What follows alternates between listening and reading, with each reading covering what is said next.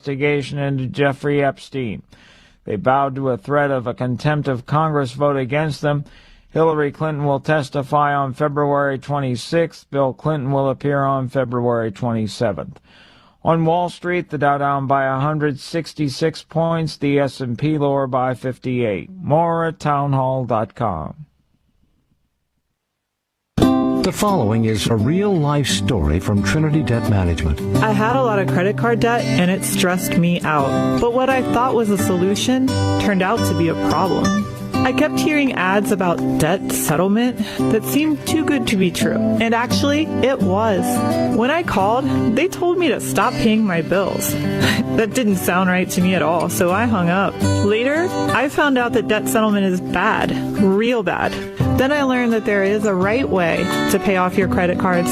It's called a debt management program from the great team at Trinity. Trinity had a plan. In the end, I paid off my bills, I saved thousands, and I even improved my credit score. If credit card debt has you down, call Trinity at 1-800-990-6976. My name is Heather. Please forget debt settlement and remember Trinity Debt Management. 1-800-990-6976.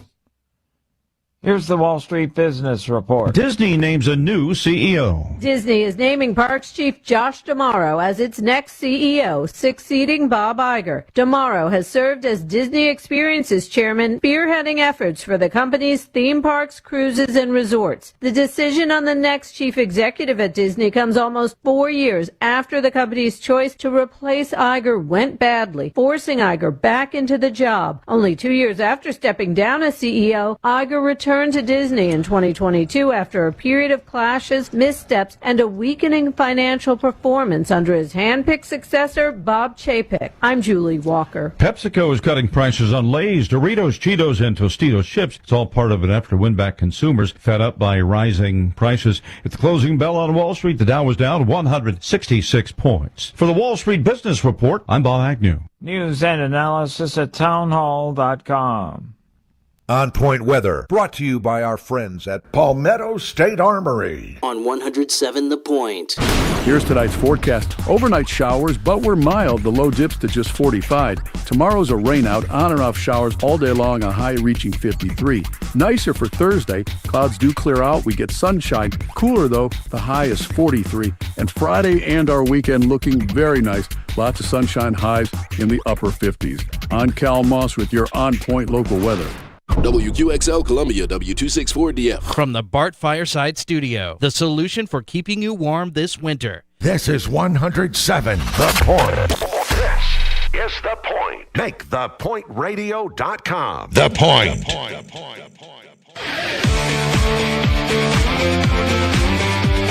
This is Sports Talk with Phil Kornblut and Chris Bergen. Sports Talk is heard across the state on radio affiliates of the Sports Talk Media Network and is streaming live on SportsTalkSC.com, as well as Twitter, Facebook, and YouTube. The South Carolina Education Lottery lucky number to call in is 888-898-2525. That's 888-898-2525. Now, here are Phil and Chris with tonight's edition of Sports Talk. You know, I'm a guy that likes a good dose of irony, just a little dose of irony here and there. I appreciate irony. So I think it's somewhat ironic that the man on this team that loves snow and ice more than any other, Chris Bergen, was outside of the state of South Carolina for the entire length of the snowstorm, the blizzard of 26. And by the time he got back, it was all gone. He had nothing in the state of South Carolina to frolic in. Welcome back, Bergie. It's good to have you with us. Well, thank you. It's good to be back, guys. Yeah, it's happened 2 years in a row. Last year we had the big snowstorm, and we were stuck in Statesboro, Georgia with coastal basketball and could not get back to South Carolina. Ended up going to, I think it was ODU was our next trip up to Norfolk. So, and then this year, about as far away as I could get in Mobile, Alabama, getting updates throughout the weekend, and then on to Monroe, Louisiana. So, yeah, twice. I did get back in time to at least see the snow on the ground. It was still on the ground last night when I got home. So it's pretty much all melted away today. But, yeah, that was disappointing. Yeah, I was thinking about you. I was thinking about you the whole time, saying that the only person I know who would really enjoy this is Bergie, and he's somewhere in Alabama or Louisiana or what. That was a long, long road trip, wasn't it? Yes, it was. Left on Wednesday and had our flights delayed even on Wednesday to get out there. So I actually flew separately from the team and got out there about an hour or so before they did. And then, of course, with the horrific ice storm that hit the Mississippi, Louisiana, Texas, all through that portion of the country, Monroe, Louisiana was without power and water for about a week. We were talking to some of the guys at the ball game on Sunday. They had just gotten their power back.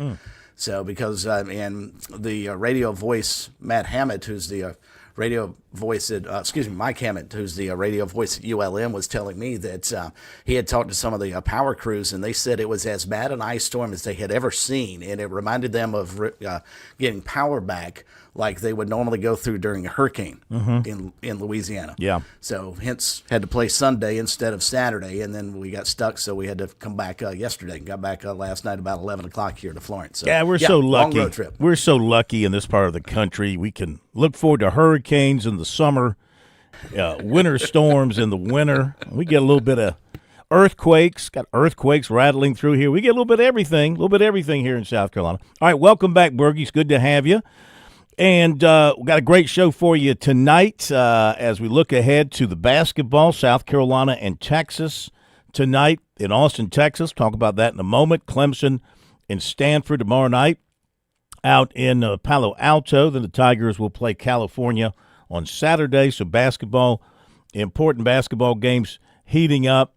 Of course, it's Super Bowl week, and the one of the main things, maybe the main thing to some people, but one of the main things about Super Bowl week, of course, is the gambling side of it, getting those wagers down, not just on the game, but on those prop bets. We love the prop bets.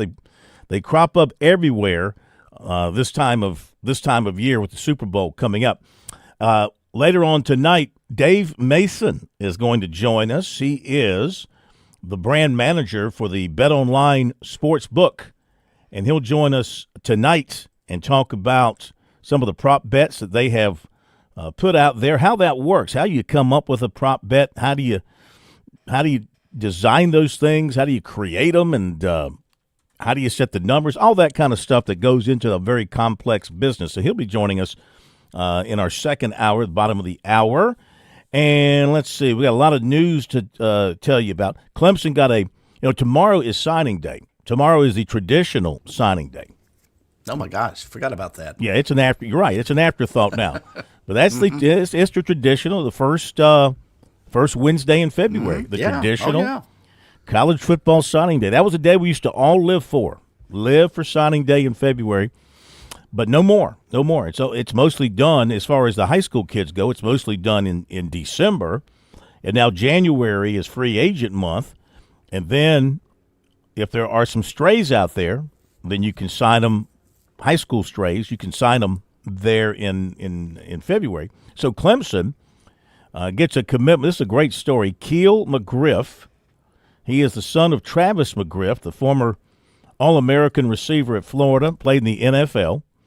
And he's available because he broke his ankle last June before his senior year. Or I shouldn't say broke it. He injured his ankle. I don't know if it was a break or something else. He injured his ankle, and he hoped to get back early in his high school season. He goes to Buckholz High School in Gainesville, and he couldn't go. He tried to go. He couldn't go. The ankle wasn't ready, so he missed his entire senior season.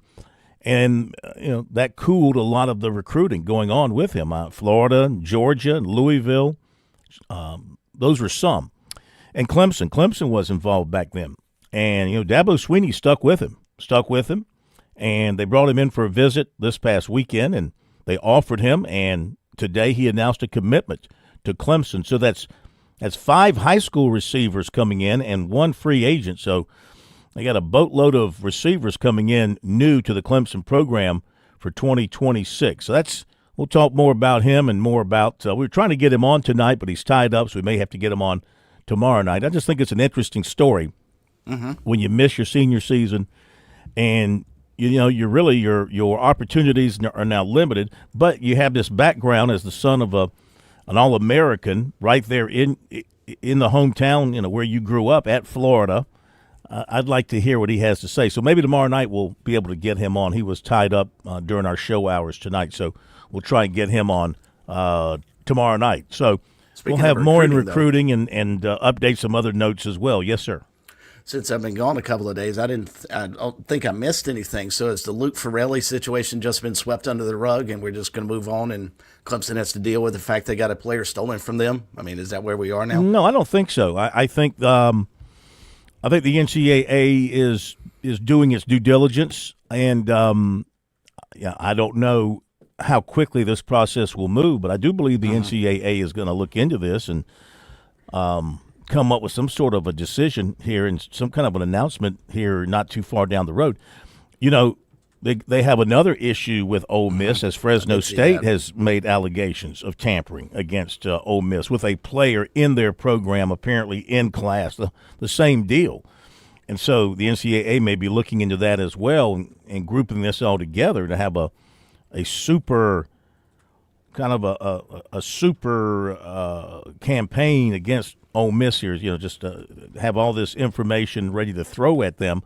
And, now what they can do, what they will do remains to be seen.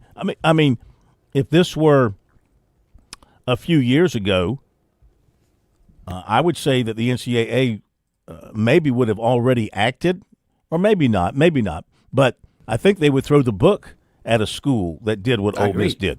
I think they throw the book at a head coach that did what Pete Golding did, allegedly, But I don't know today, with the way things are today, I don't know if they feel like they have that kind of power, if they want to deal with the risk of the only reaction that Ole Miss and Golding would have would be to file a lawsuit, to say, get a temporary restraining order saying you can't fire me, or you can't suspend me, or you can't fine me, or you can't this, you can't that. And I don't know if the NCAA is wanting to go that far with it. I don't know, but I think something will eventually come of it. Well, and I think this is a little bit different than the Alabama basketball situation. Obviously, that wasn't a tampering deal. That's another issue that should not even have come up. But nonetheless, Nate Oates is going to do what Nate Oates does. But I think the situation with this is, now that you have a couple of schools sort of lobbing charges at Ole Miss for tampering, something has to be done. I just don't believe there's any way you can ignore this and continue to operate fairly, if you will. And that's even a sketchy word now, because I don't think anything is fair in the NCAA now. It's just what you can prove or you can sue in court. But I think you are right. I think Ole Miss's situation is they'll come back with a lawsuit, and I think that's probably what the NCAA is afraid of. But if they don't do something with regards to this, now that we've got another school alleging the same issue that Clemson brought up, I mean, what's the point? Let's just sign all these kids to free agent contracts across the board like we're doing now, and not worry about whether or not they're in school, whether or not they've signed with one school or not. It doesn't matter until they step on the field. Yeah, I mean, that's where we're headed. Yeah, I mean, this thing still has to sort itself out. This new form that it's taking, and we're kind of, they're kind of, and we're kind of going along with them as far as watching and following. We're kind of figuring this thing out as you go, and of course the judges have a lot to say about what shape this is all going to take as they issue their rulings, and you get a friendly judge to rule in your favor and give you another year of eligibility. I see where the Tennessee quarterback is suing to get another year of eligibility. He gets the right judge there in Knox County who's going to turn that down. What judge is going to say no to that? It's just like in the case of the basketball player at Alabama, exactly. The judge is a big Alabama supporter, financial supporter, the whole deal there. So what kind of bad ruling are you going to get there? So it's very lopsided, very one-sided to say the least. So I don't know. I mean, as long as there's no independent body with authority and with penalty power, with punishment power, I mean, the schools are just going to continue to do, and the coaches are just going to continue to do as they see fit. Because if Coach A over here goes and does something, well, Coach B over here sees that and realizes, well, if I'm going to compete with my rival over there doing that, I've got to go do the same thing. And it's just a snowball effect. Because there's just no ramification.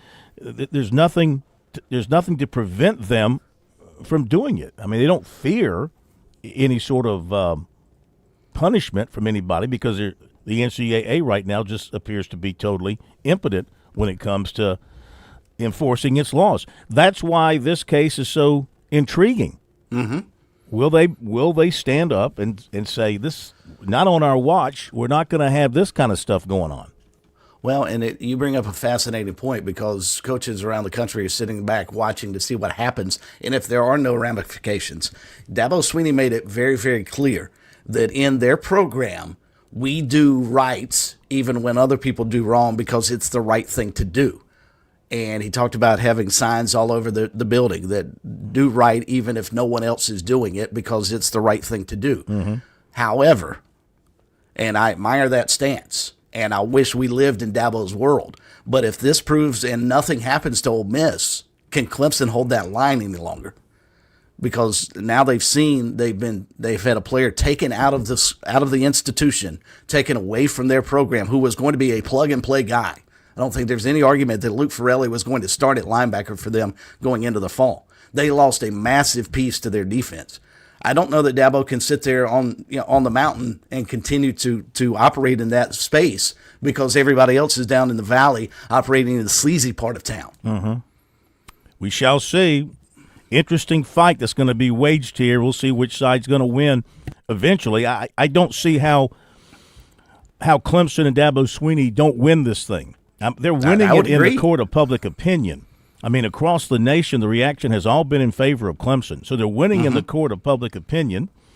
And now we'll just have to see what the NCAA has. Typically the NCAA has been judge and jury in these cases. I tell you, though, to me, more eye-opening, the silence of the commissioners, the silence of Greg Sankey when it comes to this, with one of his schools doing this, the silence of Jim Phillips as one of his schools, Miami, does the same thing to Duke to get the quarterback. Now, I know Duke reached a settlement with Mensa. They reached a settlement on his NIL. But still, it's really the same principle. Mensa was under contract at Duke and was going to classes at Duke. And here Miami backdoors Duke within their own conference, either through his agent or others, or maybe directly with him. Nobody's made that assertion at Duke. Duke hasn't accused Miami publicly of anything, any wrongdoing, from the standpoint of what Ole Miss did with Clemson. But still, it's the same principle. And why are these commissioners not saying a word? They're so busy rearranging the furniture in the room, expansion, making Clemson go play basketball games in California, making teams in California go play games in Florida, stupiditous like that. Yet, when it comes to something this serious, you don't hear a peep out of them. Why is that? Why have we not heard from commissioners? Not a word. That's a really good point. I mean, I understand why we're not hearing from Ole Miss. They don't want to say anything, and they're just hoping this quietly goes away. Instead of saying of whistling quietly as you walk by the graveyard. But in terms of Greg Sankey in particular, I mean, this is if none of this were true, you've got to stand up for one of your programs in your league. His silence, I think, speaks volumes, Phil. Mm-hmm. He knows that Golding and those guys have cheated, and I'm not sure he knows what to do. I think the same thing here with Jim Phillips and with Miami. He knows they probably went along a very, very narrow line here and along a slippery slope and pulled Mensa out of there, whether they tampered with him or not. I think it was fairly obvious when Mensa jumped in the transfer portal right before it closed where he was headed. He was on an official visit. About 6 hours later, he had signed with Miami. Mm-hmm. So yeah. I mean, fairly obvious what he was going to do. So yeah, I think the silence of the commissioner speaks volumes. And again, when a coach is the only one that stands up and says anything. Yeah. And I'll say this too. I guess we would all chase the dollars. But I mean, what does it say about the young men who take the money, who sign the contracts, and then willingly just break them? I mean, is that different? Is it the same? Is it different from the legacy professional leagues where, players don't ordinarily just break their contracts? Those are usually pretty hard and fast. You can, there's various clauses in your contracts. You can, some of these contracts in the pro leagues, they'll have you're signed for 3 years. Then there's a player option for the 4th. You can opt out. All these kind of things can be put in the contract. We haven't gotten that far yet with the collegians where they're putting in all these different clauses. I don't think. We don't know because it's all being done in the shadows. It's all being done in the dark. So we don't know what's in these contracts and how they're being negotiated. But typically in the legacy pro leagues, you sign that 3 or 4 year deal, unless you're cut or traded, you're going to be there for 3 or 4 years. You just can't quit and walk out and go play for another team the next season. So, I mean, you can retire, and then I guess you can work out a negotiated settlement with your former team. But who does that? They don't do that. So, I mean, the colleges are trying to act like nouveau pro leagues, but they're so far away from how those leagues handle their business right now. They're trying to use that as a business model, but they're not even close to following that model at this point. No. And, there's so many differences between the collegiate level. Let's just take football, for instance, at the FBS level. How in the world do you govern, at least the NFL, the worst teams in the NFL are still on par with even the best teams in the NFL. Heck, the Raiders beat the Patriots to open up the season. And I think, if I'm not mistaken, that was the reason the Patriots ended up having to go to Denver for the AFC Championship game. Raiders are going to have the first pick in the draft this upcoming year. That's how bad they were. You don't have a situation like that with the bottom feeders in FBS with the Alabamas and the Ohio States and, the Indianas of the world now. So there's such a massive gap that there's no way to control this unless we get some sort of, governing body, Phil, that has some power. Well, the governing body that has some power is the Southeastern Conference and the Big Ten. I'll be honest with you. I'm tired of people like you and me.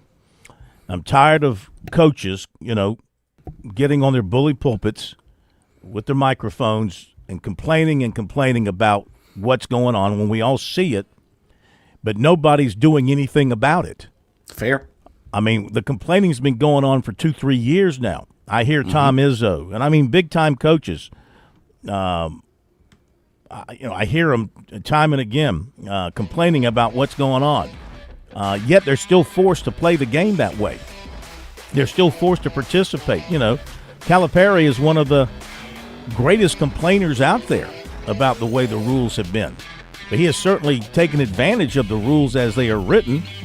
Sure. And used that to build his legacy. So, but I'm tired of the complaining. I want something to get done.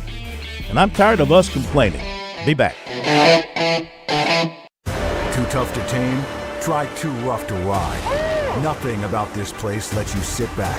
It rips up your tires and tears at your heart. Let's go! History, glory, consequences. That's Darlington, where stripes are well earned. The Goodyear 400. NASCAR's best face the lady in black. And this spring, how about that? She'll leave her mark. Hell yeah, boys! NASCAR weekend at Darlington Raceway, March 20th through the 22nd. Get your tickets now at darlingtonraceway.com.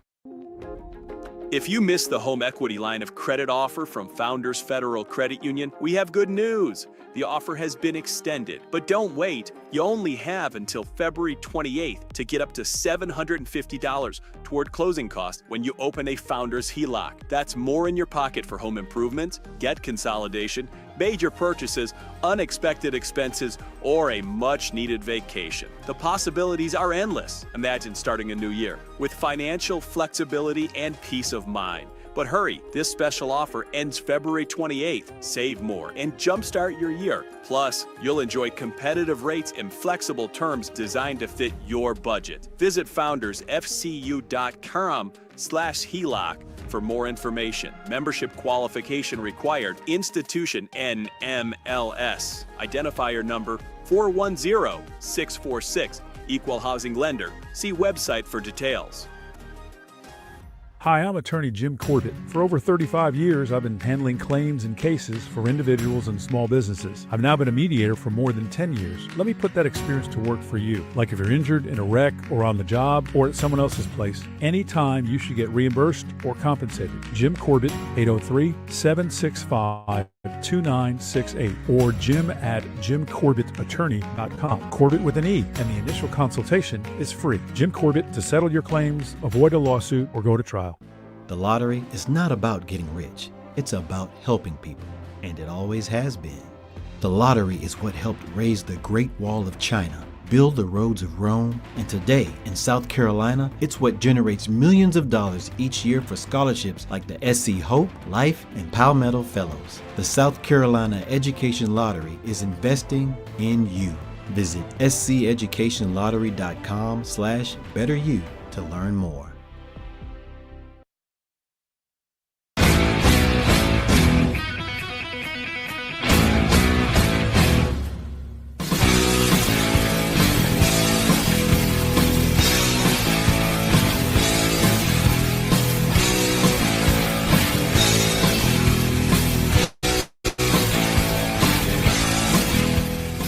Seeing here that Clemson got another commitment today for the 26 class besides the receiver, Connor McFadden, a defensive end from Catawba Ridge, has announced a commitment to Clemson. Had 7 sacks last season at Catawba Ridge.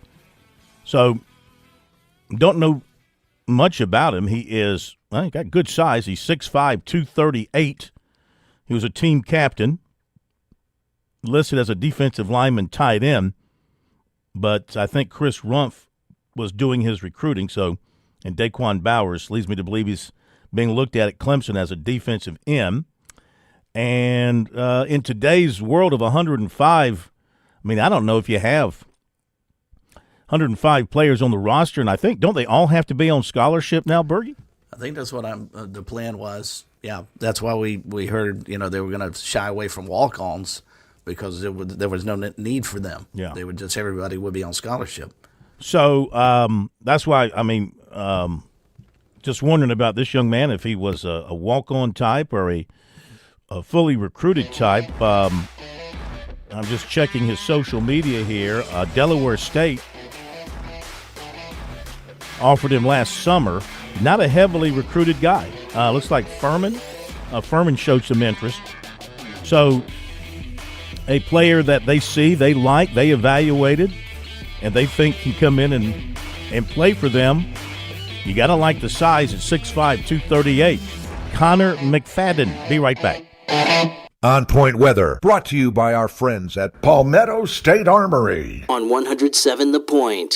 Here's tonight's forecast. Overnight showers, but we're mild. The low dips to just 45. Tomorrow's a rain out, on and off showers all day long, a high reaching 53. Nicer for Thursday. Clouds do clear out. We get sunshine. Cooler, though. The high is 43. And Friday and our weekend looking very nice. Lots of sunshine, highs in the upper 50s. I'm Cal Moss with your On Point local weather. At Palmetto State Armory, we offer the largest selection of guns and ammunition at unbeatable prices. Our knowledgeable and friendly staff are here to provide personalized assistance, ensuring you find exactly what you need. If you enjoy outdoor activities like hunting, camping, or hiking, our clothing and outdoor gear collection has got you covered. We also feature an exceptional indoor range facility where you can experience the thrill of shooting in a safe and controlled environment. Visit us today at PalmettoStateArmory.com or your local retail store. Palmetto State Armory, American made for life. With SRN News, I'm Keith Peters in Washington. President Trump has signed a government funding bill that ends the partial federal shutdown that began over the weekend and sets the stage for an intense debate in Congress over Homeland Security funding. The vote wraps up congressional work on 11 of the 12 annual appropriations bills. funding the vast majority of the government until September 30th. The White House says talks between Special Envoy Steve Witkoff and Iranian officials are still planned after a Navy fighter jet shot down an Iranian drone that was approaching a U.S. aircraft carrier in the Arabian Sea. U.S. Central Command said Tuesday the drone aggressively approached the aircraft carrier and kept flying toward it, despite de-escalatory measures taken by U.S. forces. More details at srnnews.com. Are you tired of that sinking feeling when the electric bill arrives? Does the phrase peak hours trigger anxiety and a headache? Do you suffer from chronic fatigue of watching your hard-earned money evaporate right into the power grid? You may be suffering from utility pain and anxiety disorder, or UPAD. Symptoms include sweating when running the AC, a fear of turning on lights, and a general feeling of powerlessness over your energy costs. It's time for you to try Solaris from Ken at Broker Solar. Broker Solar isn't a temporary fix, but a lasting solution with cutting-edge solar technology designed to address high energy bills at their source. Many clients have experienced immediate relief from high monthly payments with reports of increased home value and greater financial freedom. Imagine a brighter future for your home and your wallet. Side effects include the freedom to use your appliances when you want and a powerful sense of energy independence. Broker Solar, a brighter outlook for your home and wallet. Call us now, 803-807-7417. That's 807-7417 or online at brokersolar.com. This fall, discover a place where friendly faces greet you at the door. McCoy's Hardware of Lexington, Greg Lynette, and their welcoming team make every visit a breeze with expert advice and genuine hometown care. No more endless aisles or big box blues, just quality products and people who want to know your name. For every project, big or small, find what you need and a neighborly smile at 2028 Augusta Highway. Shop local. Shop happy. McCoy's Hardware of Lexington. When your temperatures swing, your comfort shouldn't. At Sweet Comfort Services, we make sure your system's ready for anything. Get our $99 preventative maintenance, a full inspection and tune-up that keeps your equipment efficient, reliable, and safe. Thinking it's time for an upgrade? We offer estimates on new Goodman and American Standard systems. You'll get honest advice, fair pricing, and expert installation. No gimmicks, no surprises. Call 803-331-8143 or visit sweetcomfortservices.com to schedule today. If you missed the home equity line of credit offer from Founders Federal Credit Union, we have good news. The offer has been extended, but don't wait. You only have until February 28th to get up to $750 toward closing costs when you open a Founders HELOC. That's more in your pocket for home improvements, debt consolidation, major purchases, unexpected expenses, or a much-needed vacation. The possibilities are endless. Imagine starting a new year with financial flexibility and peace of mind. But hurry, this special offer ends February 28th. Save more and jumpstart your year. Plus, you'll enjoy competitive rates and flexible terms designed to fit your budget. Visit foundersfcu.com/HELOC for more information. Membership qualification required. Institution NMLS. Identifier number 410646. Equal housing lender. See website for details.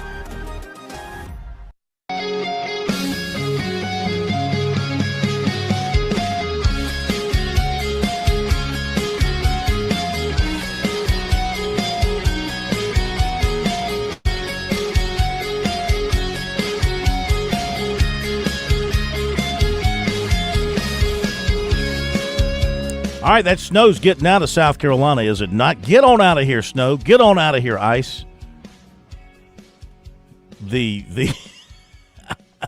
Gotta be careful how you say that today. I'm talking about the frozen liquid form of ice. Good point. That's what I'm talking about. The frozen liquid form of ice that you have in your cup. Like I've got ice in my cup here. Anyway, get out of here. And that means, of course, springtime, summertime, right around the corner. Good time to get down to the beach. Go ahead and make your plans to get down to the beach now so you'll have that quality place to stay, to enjoy with your family and friends. Many of you go down in big groups of 10, 12, 14, 16, or maybe it's just the two of you. Or maybe you're all by yourself. Whatever you need, you want to call Jimmy Smith at James Smith Real Estate and let them find you that location for your perfect beach getaway. 843-237-4246. Write that down. Dial it up, 843-237-4246, online at pauliesvacationrentals.com. Don't wait. Go ahead and get the best properties while they are available. It's 843-237-4246 for your perfect beach getaway. All right, phone number 888-898-2525, South Carolina Education Lottery lucky number. And our text line number is 803-900-4847, brought to you by Larry Lucas, State Farm Agency, where Larry's been taking care of people across the state for 2 decades. You probably have insurance. Switching is easy, and bundling can save you hundreds or more. Visit LarryLucasAgency.com. Give Larry a call at 803-799-1998. That's the Columbia office over in Lexington, 803-359-0770. You don't have to be in Columbia, and you don't have to be in Lexington to reach out to Larry Lucas, LarryLucasAgency.com. Okay, let's go to phones, 888-898-2525. And it is Hank in Columbia up with us first tonight. Hank, welcome into Sports Talk. How you doing? I'm doing fine, Corn. Yes, sir. Corn, I'm listening to you talk about these deals, and let's play a little devil's advocate. Now, the Duke deal, I keep on wondering about. I'm hearing about the players breaking these deals, but then I'm hearing language from different schools where they're like, well, this deal, like Carolina did with them, they need to pay the buyout that's stipulated in the contract. And even when Mensa first started, Miami, well, reportedly, Miami had okayed that the Duke was saying either Miami or Mensa would need to pay the buyout. I think that's the same language that Carolina used for their DM. Mm-hmm. So devil's advocate tells me that these contracts are not like the NFL contract, because if you're putting a buyout in, it seems more similar to the coach's contract, where there's an understanding that a player may break a deal, and this would be the buyout amount. Yeah. I don't think you're right. I don't think the pros, I don't think the legacy pros, their contracts don't usually have buyouts in them. No. And I'm not even sure. Let them walk away free. I don't think the coaches' contracts. I don't ever hear of an NFL coach, an NBA coach having a buyout of his contract. Yeah. I think in the NFL, the NBA, whenever you get fired, you just get all the money that was promised you in the contract. You know, I wonder how that started. Do you remember who had the first buyout in a coach's contract in college and why that started? I don't know, but that's in a college thing. So there, playing the devil's advocate is there's obviously a way that these players can break contracts. Otherwise, the schools understand it. Otherwise, they wouldn't be putting these buyouts in lately that they weren't doing when they first started it.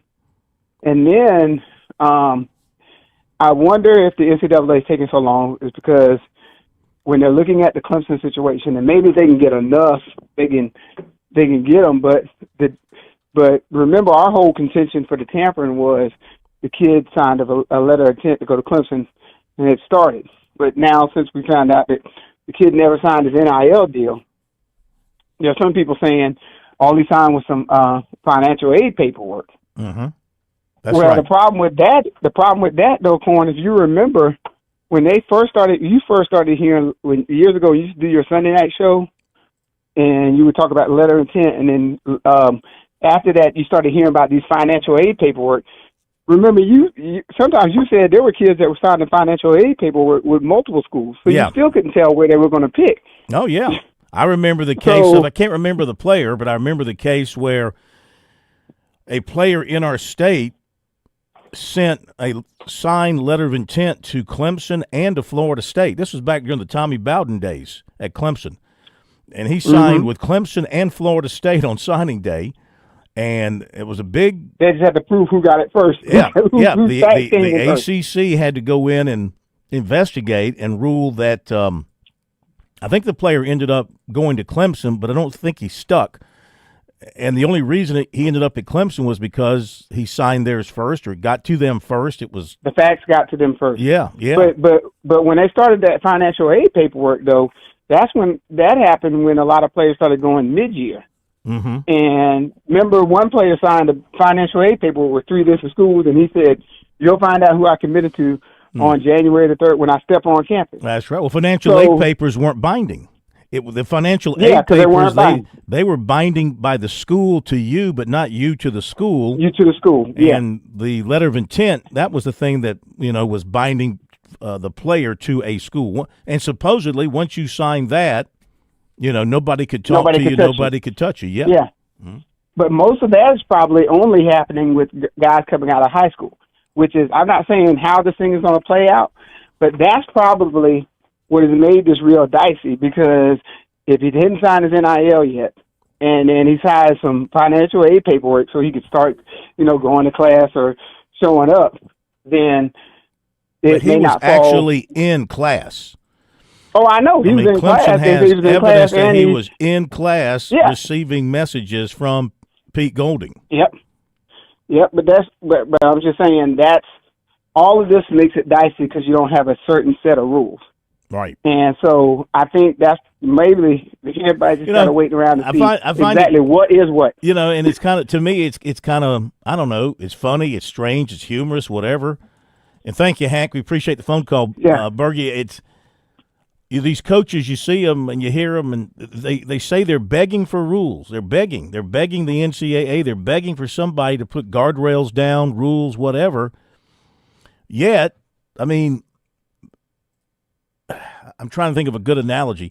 They're more than happy. I'm not going to say more than happy. That's the problem. They're willing to go ahead and continue to undercut one another in the recruiting side of things and trying to gather their talent. They're willing to do whatever it takes before the rules are put in place, because it's like the Wild West, and if I don't do it, somebody else is going to do it. If I don't do something here to go get the player, then somebody else is going to go get the player.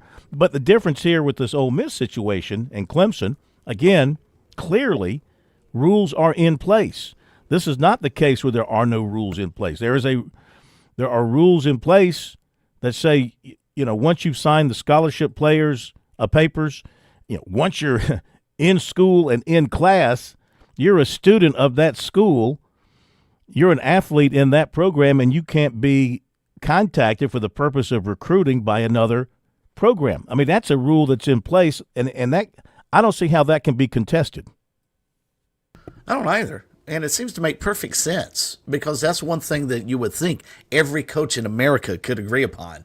Hey, if I get this kid to show up in January to start, the second semester, or if I get him to show up in late August, early September, and he's going to class, I feel like he's part of my school. He's part of my program. I don't see how common sense is not all that common, and it is especially not common in college athletics right now, Phil, because if we can allow this to happen, and I've talked about this for months now, I keep waiting for a situation where a player is playing for LSU. The middle of the season, he realizes, I'm not getting all the playing time Lane Kiffin told me. I'm going to go transfer, and I'm going to go play for Alabama and try and stick it to Lane Kiffin, and I'm going to transfer right now. And that's the next step. If we allow this to happen, the next step is we're going to have in-season transfers, and we're going to have in-season trades, if you will. If they do away with the academic side of things and they're just athletes, they just totally drop the student side, you could do that. I mean, sure, that would be like a trade in the legacy pros. I mean, the trading deadline for the NBA is coming up. You're going to see guys being moved all over the place, and they might go to, let's just say the Celtics and the Knicks make a trade. I mean, the guy that gets sent from one to the other is going to have secrets on the other team that he can share with his new team.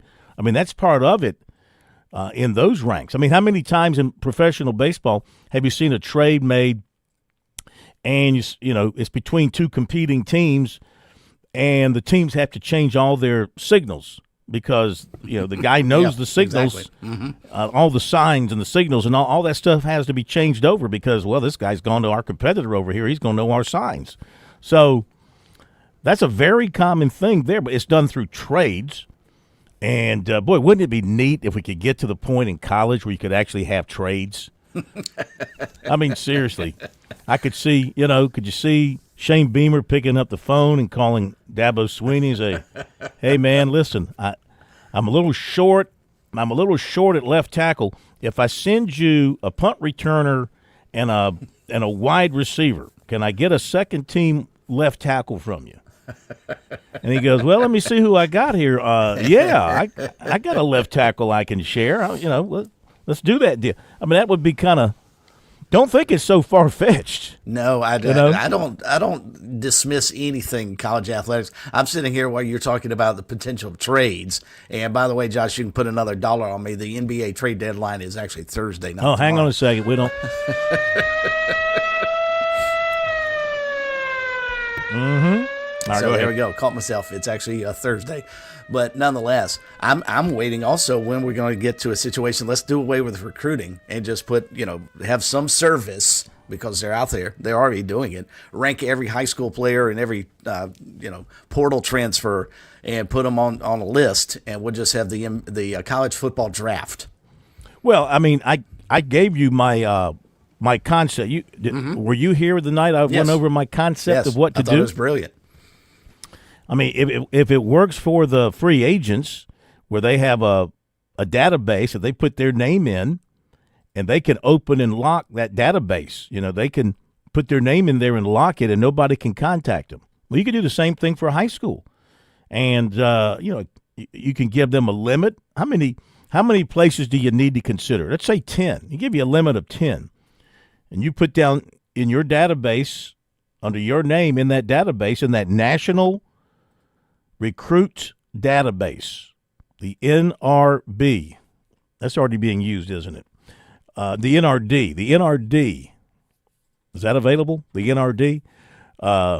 What's the NRD? The NRD is the National Resource Directory. Okay, well, it's similar. Oh, well, I mean, we can it's call a government interagency web portal for wounded warriors. The NRCD, the National NCRD, the National Collegiate Recruiting Database. That's the North County Recreation District. Okay. Well, we can we'll trump buy that. Out. We can trump that. We'll buy that away from them. And I mean, you put in the teams that you're interested in, okay, and you take your visits. You can put a lock on that. Nobody can bother you when you make your commitment. You lock it down, and it's over with. That's too good of an idea not for somebody to run with one day. We'll see what happens. I could see that kind of as a following the model of the free agency portal. The same thing as the academic side gets pushed away more and more, because let's face it, as time moves on, the academics become less and less important here. Sure. Let's face it. All right, going to run to the break, and we'll be back in a moment. Our phone number, 888-898-2525. South Carolina Education Lottery lucky number for you. And our text line number, 803-900-4847. Feel free to shoot us a text. I think Josh will take a look at some of the messages coming in over YouTube as well. Don't forget our YouTube channel, Sports Talk Media Network, on Facebook at Sports Talk Media Network, and our X account is SC Sports what is it? SC Sports Now. We'll be back. Too tough to tame? Try too rough to ride. Nothing about this place lets you sit back. It rips up your tires and tears at your heart. Let's go! History, glory, consequences. That's Darlington, where stripes are well earned. The Goodyear 400. NASCAR's best face the Lady in Black. And this spring, how about that? She'll leave her mark. Hell yeah, boys! NASCAR weekend at Darlington Raceway, March 20th through the 22nd. Get your tickets now at darlingtonraceway.com. Looking for a new car? You need to think about a Kia. If you're in the market for an SUV, consider the new Kia Telluride or the new Kia Sorento. They're big, they're strong, and loaded with tech for thousands less than Honda or Toyota. You'll see the difference right away, and you get double the warranty. Plus, you get the JT's Advantage million-mile warranty and about 1,000 other things you have to see to believe. If you want the biggest bang for your buck, it's time to think about a new JT's Kia. We're serious about saving you money. Traveling can be the worst, especially when you can't find your favorite show. Well, don't worry. We've got the perfect way to keep up with everything happening in the Palmetto State when you're away from home. Just pull up the Chief Sports app on your mobile device, and you can listen live to Sports Talk. All right, welcome in, everybody. Sports Talk Media Network. So the next time you can't find us on one of our great radio affiliates, just log on to the Chief Sports app, the best way to stay connected with the Sports Talk Media Network. Just like in college basketball today, sometimes it's about who you bring in off the bench to provide that extra spark. At StraightUpSports.net, we're excited to announce the addition of Brett Friedlander, a longtime ACC insider columnist, to our all-star lineup that includes Bob Gillespie, Scott Kiefer, Mark Sturgis, and more. At StraightUpSports.net, it's always about the stories. Check out this all-star lineup at StraightUpSports.net or at Straight Up Sports on Facebook. We're with Major Billy Downer of the Department of Natural Resources, and we're visiting at the brand new DNR offices at the State Farmers Market. Major, tell us more about this place. That's right, Phil. The Department of Natural Resources has a new office located at the South Carolina Farmers Market. You can find us at 260D Epting Lane inside the Farmers Market grounds.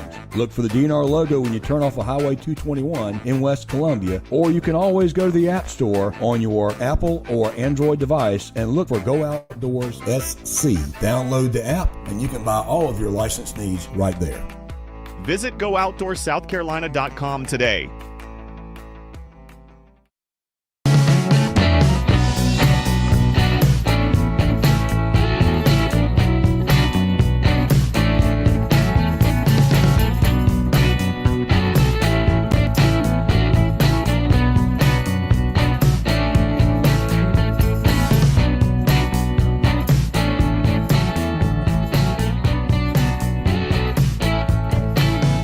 All right, let's talk about South Carolina at Texas tonight.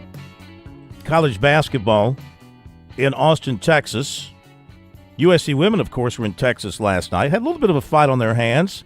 Had a big lead, saw it slip away, and then they, with Joyce Edwards, went crazy in the fourth quarter, and the women pulled away to another win. Now the men play the Longhorns tonight. South Carolina 11-11, 2-7. Texas 13-9 and 4-5, but still, well, South Carolina's got a net of 105. Texas has a net of 39. So don't let the record fool you. They're a pretty good team. They beat Georgia. They beat Vanderbilt. Coming off a win over Oklahoma. Played Auburn close in a loss. Played Kentucky close in a loss. Played Texas A&M to a 4-point game in a loss. Tennessee beat them by 14.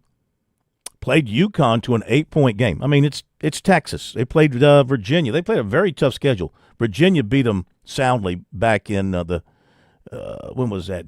Early December in the ACC-SEC Challenge. They got whooped by the Cavaliers, but they got some good wins. They played a tough schedule. They got a big man, 7-footer, who's averaging about 15 points and 7 rebounds a game. But the guy that is really something for them, Bergie, is guard Dalen Swain. He's a swingman, 6'8", averaging over 17 points and 7 rebounds a game. And he fills up the stat sheet for Texas. He's highly ranked in a number of different categories for Texas. That's the dangerous one there. And I mentioned the big man they have, who's 7 feet. And as we talked about last night, you weren't with us, but we talked about last night, the lack of an inside presence for South Carolina. Texas is a very good rebounding team, and at home they're averaging 87 points per game at the Moody Center. So this one is going to be another tough one for the Gamecocks. If they lose this game, Bergie, Lamont Paris will fall under 500 in his career record at South Carolina. He goes into this game 60-60 as the head coach of the Gamecocks. Considering what the team that went to the NCAA tournament won, about a third of those game wins? Almost. Then they set a program record with wins, like 26 or something? I mean, they were very good that year, and they're just not now. And, before I left on Coastal's road trip, we were talking about the Florida game, and I saw that as a bad matchup just because of the size. And Vocatitis is going to be another guy they're going to have to deal with on the interior. And I don't know that they've got anybody that can challenge him, because it's clear that even when Jordan Butler and Asonico get on the floor, they don't want to bang in the posts. So I'm not sure Lamont Paris is comfortable running them out there and telling them, hey, you've got to go guard this guy in the post and go get after him. But it's funny. Texas is a team, Phil, as you pointed out about how well they score. They're second in the league in field goal percentage. I mean, the Gamecocks, as bad as they have been at times on defense, they're going to have to really get after them. And it's funny, but what they do well in guarding the three, I don't think Texas is going to have to worry all that much about shooting the three tonight. And one thing that the Gamecocks could exploit if their guards actually wanted to penetrate inside 25 feet on the floor is Texas fouls ridiculously all the time. They're one of the top teams in the country in fouls per game. And the Gamecocks are the SEC leader in free throws. Yeah. But I just don't see them getting inside. They're going to spend so much time around the perimeter. This is just another one of these games, like a lot of the SEC games are. The way this team is constructed at USC, they're just not built to play in the SEC. This team. Couple of things. The program's not. This is odd. This team. Couple of odd things. How can you lead the league in free throw percentage and be last in 3-point percentage? I mean, it just doesn't make sense. No. It doesn't. And you spend so much time shooting, you wouldn't think you'd get to the line enough to qualify for that because you spend so much time on the perimeter. Yeah. They're going to have to make about 13 threes tonight to have a chance, I think. Oh, my gosh, easily. Now, they made 9 the other night in that loss to LSU, which they could have won that game against LSU. Should have. It was there to be won. It was home. The other thing that was odd the other night, you weren't here last night to talk about it, was the Gamecocks they scored in the paint, but LSU scored a lot in the paint. LSU scored 42 in the paint, outscored the Gamecocks in the paint, beat them on the boards. But South Carolina only had, I think, 6 turnovers in that game. But LSU had like 14 fast break points. So it's odd when you don't have a lot of turnovers that you get beat in fast break points the way they did. But that just tells me they weren't getting back on defense. Exactly. LSU was getting rebounds and runouts, and that can't this South Carolina team as a whole doesn't play hard enough. I agree, 100%. Yeah, they just don't play hard enough. That's their biggest weakness. They just don't play hard. Yeah, and I mean, coaches have got to crack. That's coaching. I mean, you sit the guys that want to play. I've seen, obviously Eli Ellis gets out there and plays hard, but. Now, he did shoot the ball a little bit better against LSU, but he hasn't been the superb shooter that you thought that he has to be. He has to be a superb 3-point shooter to help you. His dribbling into the lane and dribbling around in circles, trying to get around big men, then throwing up a whoop-de-doo layup, it might fall every so often. It's not going to fall all that often. You're going to be eating a lot of rubber with the ball coming back at you in this league if you keep doing that. He needs to be able to hit his outside shots. Michi Johnson's a streaky scorer. He'll give you 30, and then he'll give you 5, He's a streaky kind of guy. But this could be a real shootout, even though they're, different in size. It could be a real shootout tonight between Johnson and Swain. Here's the other thing that surprises me. A place like Texas, okay, their arena, it's only like 5 or 6 years old, the Moody Center, it seats less than 11,000 people, 10,763. I find that interesting that a place like Texas, where everything is bigger, their football stadium seats about 100,000, I think, has a smallish basketball arena. I mean, South Carolina seats 18,000 plus. A lot of those seats have never been sat in during men's games, but they're there if you want to find them. All right, top of the hour break, and we'll be back.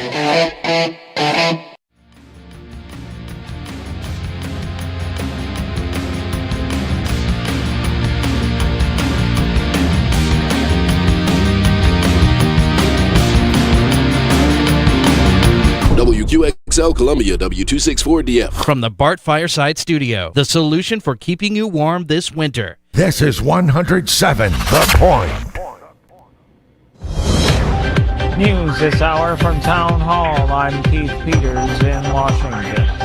White House Press Secretary Caroline Leavitt says that despite the current heightened atmosphere between Iran and the United States, talks are still on the books. These talks, as of right now, are still scheduled.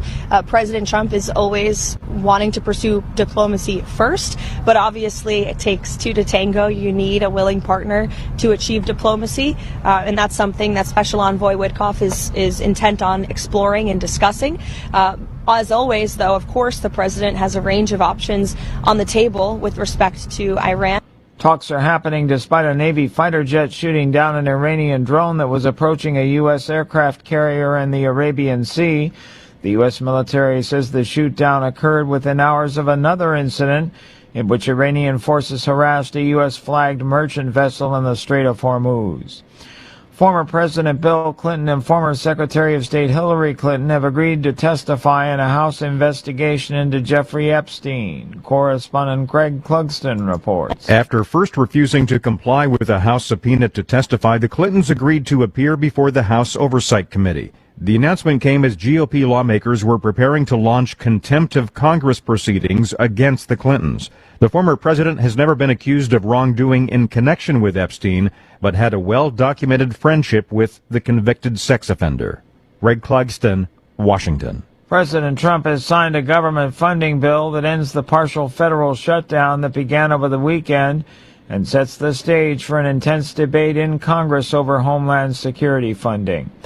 On Wall Street, the Dow down by 166 points, the Nasdaq dropped 336, the S&P 500 lower by 58. More on these stories at townhall.com. This is Dennis Prager for AmFed Coin and Bullion. There's something about the feel of a gold coin in your hand and the way the light reflects off its intricate details that has always captivated me. Nick Grovich, AmFed's owner, turned that same passion into his livelihood. Nick began collecting coins as a teen, and that interest grew into a nationally respected business offering only the finest quality coins at the most competitive prices. But the truth is that although Nick is a rare coin dealer, he doesn't believe in rare coins. Rare coins do not make sound investments, but they do make dealers a lot of money. See, that's part of what I respect about him. AmFed specializes in buying non-performing numismatic coins and turning them into gold or silver investments that provide liquidity and perform competitively against the market. Whether you're buying or selling, call 800-221-7694. That's 800-221-7694. AmericanFederal.com.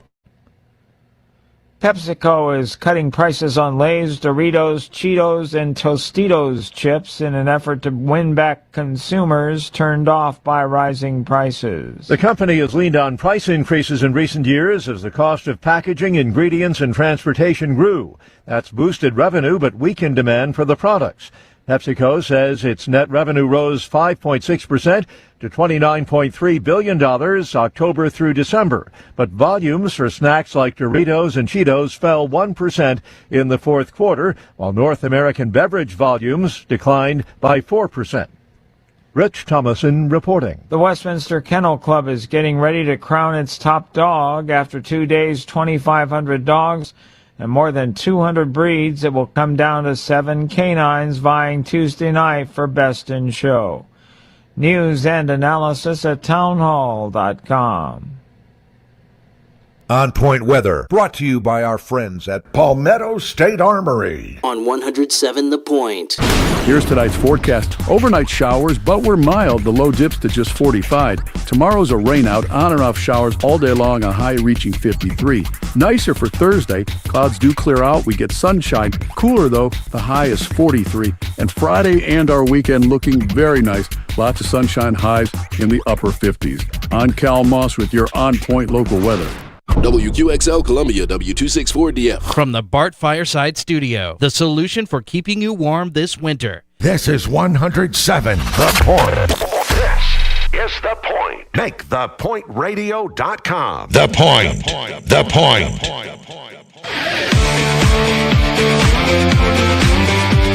Welcome back to Sports Talk on the Sports Talk Media Network.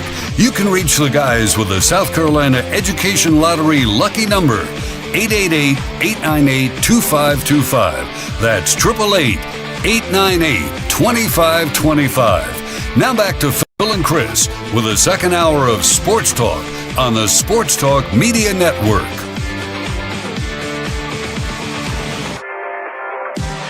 Okay, we're back at Sports Talk Media Network on this Talking Tuesday night. Good to have Chris Bergen back with us tonight. Thank you. And you're off tomorrow night. You got basketball. Correct. Man, what a schedule, man. What a brutal schedule. What a tough life you lead. And get to see Frank Martin in town on Saturday. That's going to be a lot of fun. Frank the Tank back in South Carolina. How about that? But I mean, of course, the last time he was at Coastal, it didn't go all that well for his team, so he may not be looking as forward to it as I am. Yeah, they're not having a bad year. They're sort of not. middle of the pack in their league, and I think a little bit above 500 overall. But I was just going to say, man, as hard as the travel is, I mean, you do get to hit some of the garden spots of America. Hit some of the locations that you've been to. Let's see. Here in just the past couple of weeks, I've been to Mobile, Alabama, just on this most recent trip. Mm-hmm. Then a trip up to Monroe, Louisiana. Then over to Denton, Texas. Then to Charleston and back home. Let's see. A couple of weeks back, I went up to Huntington, West Virginia, which is a beautiful part of the country. West Virginia is. Oh, yeah. And let's see, Norfolk, Virginia. So there are some spots that are nice. I wouldn't qualify Monroe, Louisiana as the nicest of the bunch, that's for sure. Don't have to go to Jonesboro this year, though. Yeah. Arkansas State's coming here. Smitty's going out there this week. Yes, he's out there for a game tomorrow. With the Coastal Women, yeah. Beautiful Jonesboro, Arkansas. So, we're talking about trades in colleges, if that were to happen. And, if you're a fan of a team, if you're a true fan, like I'm a fan, my teams. I'm a Packers fan, I'm a Yankees fan, and I'm a Celtics fan.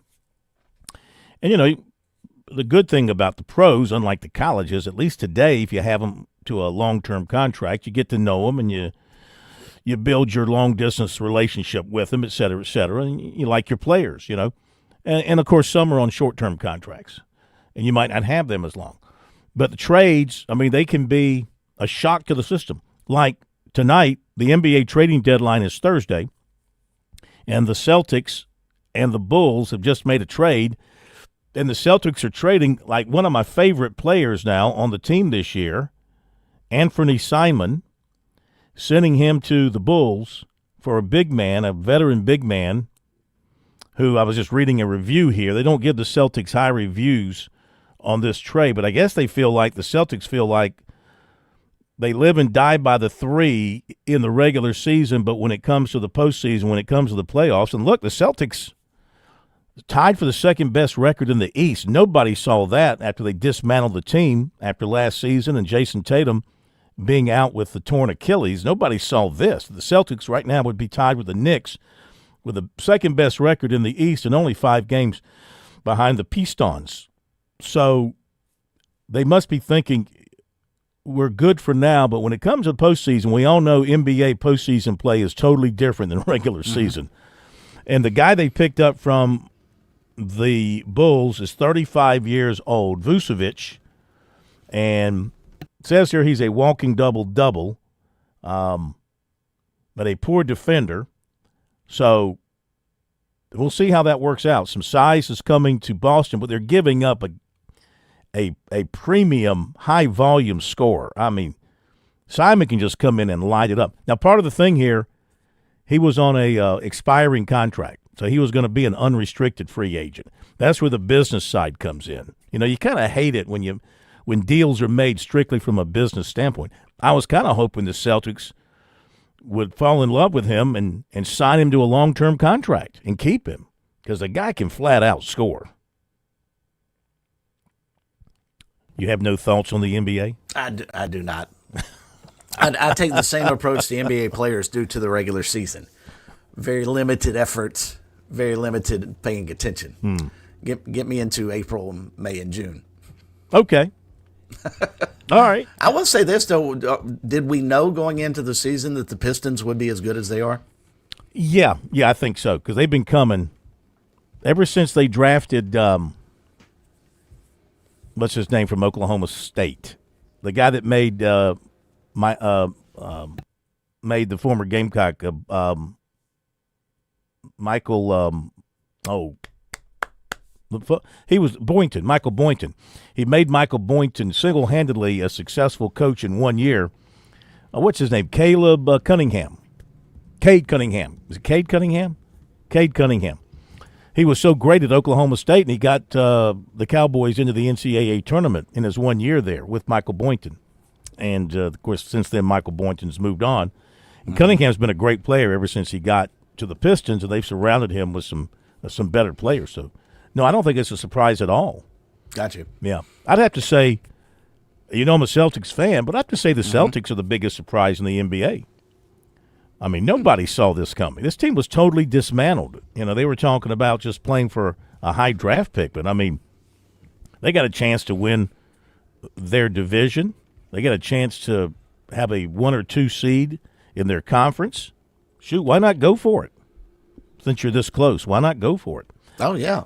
So anyway, can you imagine that happening in college one day, where we're shipping players around like that, and your favorite guy might just get traded? You know, you come to about the 8th game of the football season, and you have to make a decision. All right, are we sellers or are we buyers? Yeah, exactly. All right, let me hit some other notes here from today, and there was one note here I wanted to. Well, I want to mention this.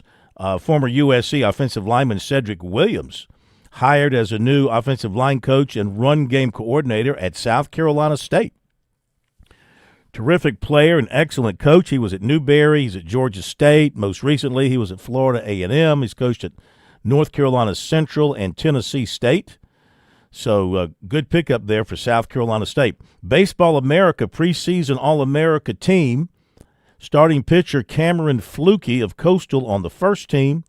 Starting pitcher Aiden Canuck of Clemson on the first team. Also, Flukie was named the Baseball America preseason pitcher of the year. 7-2 with a 3.19, 118 strikeouts last season, and teams batted .209. Boy, I tell you what, that's a great place to start on Friday night, isn't it? No doubt. I mean, I don't know that he may not go undefeated in his starts this year because still a lot of it has to depend on run support. But, yeah, it's you can almost pretty much every weekend going into Sunbelt play pencil a Friday night win for the Chanticleers, and then it makes it a whole lot easier on your team going into the weekend needing just one more win. Another disturbing little note for South Carolina baseball. Of course, you know they've already lost their number one starter, their expected number one starter for the season. And I'm trying to find the note here in the website that had it. It's a baseball-related website, but they were writing that Alex Philpott, who might have been the number 2 starter for the Gamecocks, has an arm issue. And oh, you know what? I take that back. It was John Whittle. I'm sorry. John Whittle wrote in the Big Spur that there's concern now about Alex Philpott having an arm issue. That I think he noticed it last week. Maybe it came down last week. And the Gamecocks are scrimmaging this week. If Philpott doesn't pitch this week, that might be an indicator that there's some kind of a concern, some kind of an issue there with his arm. So, and your first baseman is out right now with a shoulder injury. Hollins is out right now with a shoulder injury, Bo Hollins. So, not the kind of news that you want to have for Paul Mainieri coming off a 28-29 season, trying to restart this thing and build it in a positive direction there, Bergie. Exactly, and wasn't John the first one that noticed that McCoy might have had an issue? Yeah. And USC kind of downplayed it, and then boom, he's out. I would be very concerned if I'm a Gamecocks fan about the baseball team. I mean, what are they doing here in preseason to get all these frontline guys injured? I don't know. Just sometimes you have a run of bad luck, which takes us to our poll question of the week, brought to you by Larry Lucas, State Farm Insurance. How many regular season wins do you expect for the USC baseball team this season? And the options are 45 or more, 40 to 45, 35 to 40, and 30 to 35. What do you say, Bergie? Well, if they don't have any pitching, I'm gonna go on the low end, 30-35. Well, most of the votes. If you don't have any frontline pitching in the SEC, you're in bad shape. Most of the votes agree. 52.8% say the Gamecocks will go between 30 and 35 wins. 41.7% say 35 to 40 wins. 5.6% say 40 to 45 wins. Nobody thinks they'll win 45 games or more. I mean, they had a very good free agency class Sure. They had a very Oh, good yeah. free agency class. So, I mean, some of that's got to help. Some of that depth's got to help. They got to find some offense in there somewhere. They got to find some arms in there. But, yeah, you hate to lose McCoy, and then if this Philpott situation turns out to be for real, that's going to be an issue for them as well. A couple of other things. Great deal of confidence, Kendall Rogers writes from what's he at, D1 Baseball? Kendall Rogers? I think that's where he is now, yep. Great deal of confidence that the number of allowable fall games will increase from 2 to 4 during April voting with the D1 Council. Okay. Probably end up having a fall season for college baseball and softball. What do you think? Probably going to get to that. Sell tickets, try to make money. South Carolina has got 6 of its games on television this season, announced today. Texas game, a game at Missouri, home games with Mississippi State, Kentucky, Alabama, and Alabama. Friday, Saturday there for that last one. Clemson, 1, 2, 3, 4, 5, 6, 7, 8. Clemson has 10 TV games. A couple with Georgia Tech at home. The Coastal Carolina game at home. 2 Miami games at home. North Carolina game at home. A game at Virginia, a game at Louisville, a home game with Florida State. Make that 2 home games with Florida State. Will be on television for the Tigers. All right, let's run to the break. When we come back, we'll give you the recruiting report tonight. Some comments from Clemson basketball coach Brad Brownell coming up as well. And also coming up, going to give you some ideas on some of the prop bets that you'll run across here this week with the Super Bowl. This is for education purposes only. We're not suggesting that you go out and do anything like that because it's actually illegal in South Carolina. Be right back.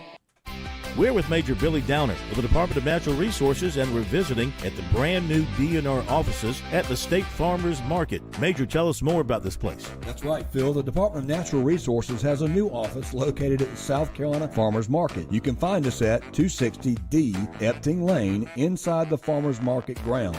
Look for the DNR logo when you turn off of Highway 221 in West Columbia, or you can always go to the App Store on your Apple or Android device and look for Go Outdoors SC. Download the app and you can buy all of your license needs right there. Visit GoOutdoorSouthCarolina.com today.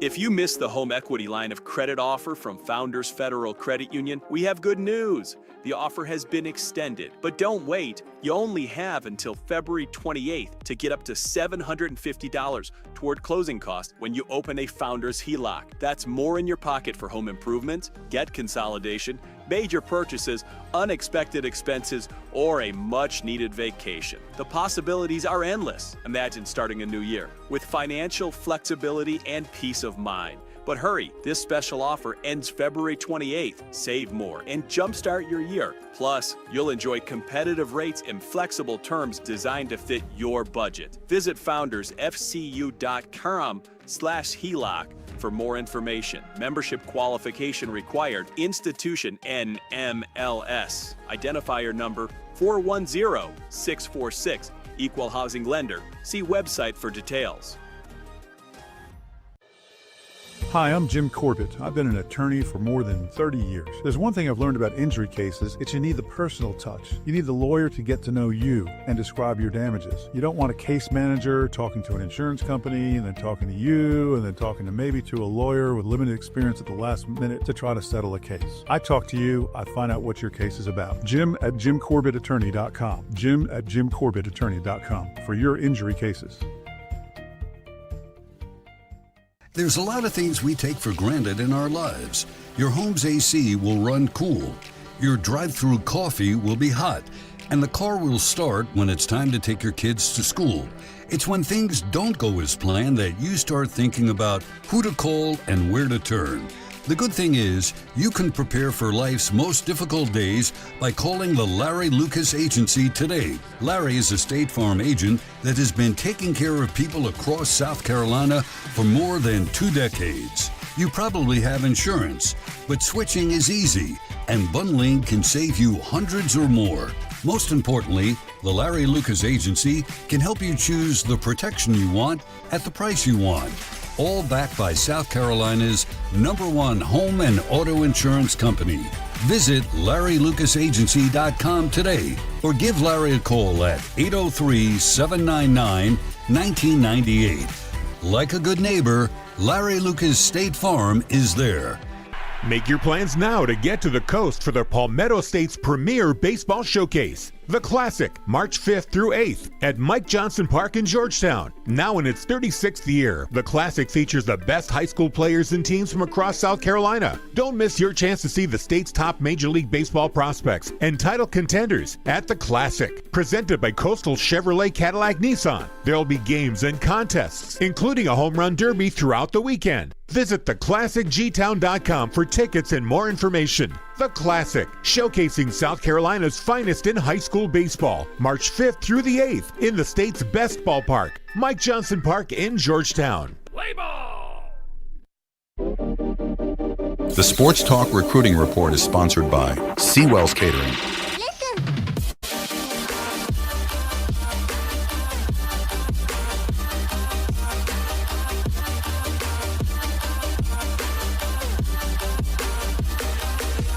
All right, before recruiting, let's update South Carolina and Texas. It tipped off back at the top of the hour. The Gamecocks had a lead, emphasis on had. It's now a 16-15, making an 18-15 South Carolina lead. So they still have the lead. Let's see, the Gamecocks led by 9 at one point, and they've led the whole way. So they got out of the gates well here. Let's see what's going on well for the Gamecocks. They are shooting 57%. That helps. 0 for 1 from 3, so they're not shooting the 3. 2 for 2 from the line. Hanging in there on the boards. Killing them in the paint, 14-4. And some balanced scoring for the Gamecocks. Well, they started Walker, and they started Johnson, they started Knox, they started Sharajams, and they started Studi.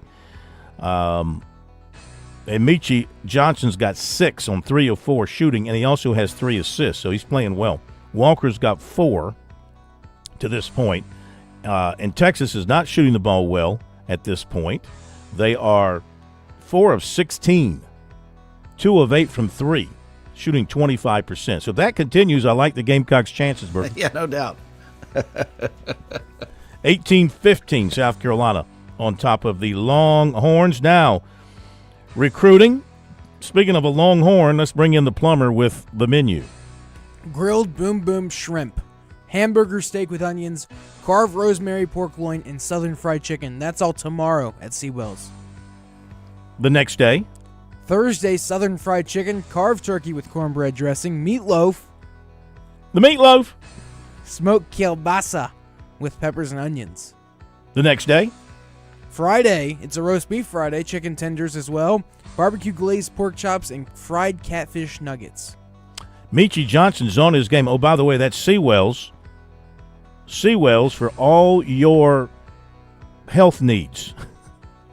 If good food is healthy, then Seawell's supplies everything for your good health. Good for the soul. It's good for the soul. It's good for everything else. It's good for what ails you. 11 to 2 for the daily luncheon buffet. And, of course, always available to help you out with your catering needs.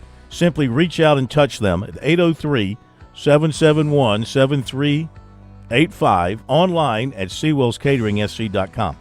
I was just going to say before recruiting that Michi Johnson's on his game. 8 points, 4 of 5 shooting, and 3 assists. So he's contributed to 14 of the Gamecocks' 20 points in 11 minutes, and they're up 20-15 thus far. All right, to the recruiting. As we touched on earlier tonight, 2 late commitments for tomorrow's signing day for Clemson. And you'd never heard of these guys from a recruiting standpoint. Nobody had, Bergie. I mean, these names had not been mentioned in any form or fashion. None of the gurus, none of the recruiting geniuses knew this was coming down. If they did, they kept it quiet. Connor McFadden, 6'5", 238, Catawba Ridge, commits to the Tigers. He joins wide receiver Keel McGriff in committing to the Tigers today. He had 7 sacks, 15 tackles for loss during his senior season. He chose the Tigers over Catawba and Delaware State. Again, kind of reminds me of the Lawson kid out of Daniel. Of course, he had his brother's legacy there at Clemson, but he has grown into a really good defensive end. And I like these kind of players. And look at the size, 6'5", 238. That's somebody, if he's got a work ethic, that's somebody you can coach and mold into a good player. And Phil, you were talking about this earlier with the advancement in the roster size, and now with so much emphasis being placed on the December recruiting period, clearly there are going to be kids that fall through the cracks. Do you think that maybe, we're going to start seeing a lot more of these type players that are maybe under-recruited that show up and are still around in February that schools sign just to fill out roster spots and then, as you pointed out, could blossom into starters? That's an excellent point. He gives the Tigers 24 signees from the high school and 1 junior college player of those 24. And, of course, they had 10 free agent signees. I don't count the junior college player as a free agent like I do the other guys coming from 4-year schools. So that's a total of 34 newcomers coming in for the Tigers. They're just like the NCAA. They don't recognize junior college play either. Yeah. Now, we mentioned Keel McGriff, 5'10", 170, wide receiver out of Gainesville, Florida. He visited over the weekend. By the way, it appears that McFadden also visited over the weekend. And McGriff, 5'10", 170, was offered on Sunday, and he committed this afternoon. He is the son of the former Florida All-American and NFL receiver, a very high draft pick, Travis McGriff. Remember him? He was that little receiver at Florida that seemed to always be open and catch everything. I do. Now, the younger McGriff missed all of his senior season in high school due to an ankle injury he sustained last summer.